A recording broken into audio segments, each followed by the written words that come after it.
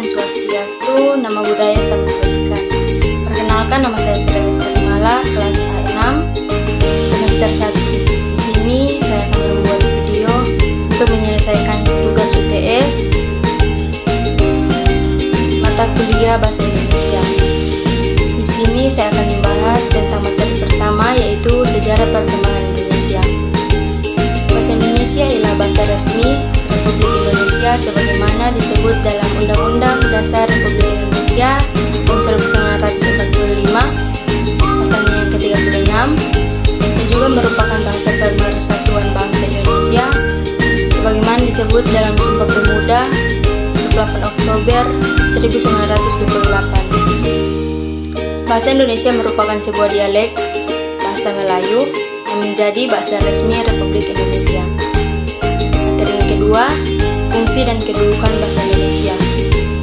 Sebagai bahasa nasional, bahasa Indonesia memiliki beberapa fungsi. Pertama, sebagai lambang kebanggaan nasional.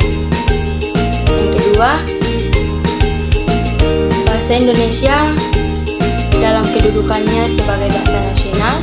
Yang ketiga, selain sebagai lambang jati diri atau identitas nasional, bahasa Indonesia dalam kedudukannya sebagai bahasa nasional juga memiliki fungsi sebagai alat pemersatu berbagai masyarakat yang berbeda latar belakang sosial, budaya, dan bahasanya. Fungsi yang terakhir yang dimiliki oleh bahasa Indonesia adalah sebagai bahasa nasional. Materi yang ketiga yaitu ragam bahasa. Ragam bahasa dalam bahasa Inggris adalah language style, adalah bentuk bahasa yang bervariasi menurut konteks, pemakaian, topik yang dibicarakan, hubungan antar pembicara, medium pembicaraan. Terdapat berbagai jenis klasifikasi ragam bahasa. Sebagai contoh antara lain,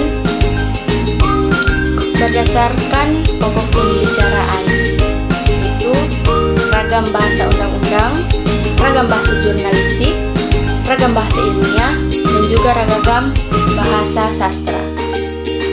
Materi yang keempat, mengenai kalimat efektif.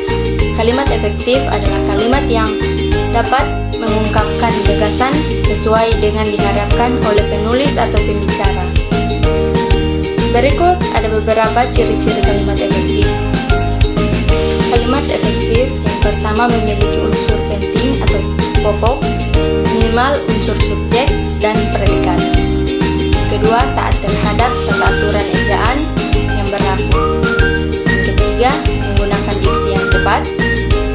Yang keempat, menggunakan kesepadanan antara struktur, bahasa, dan jalan pikiran yang logis dan sistematis. Yang kelima, menggunakan kesejajaran bentuk bahasa yang dipakai.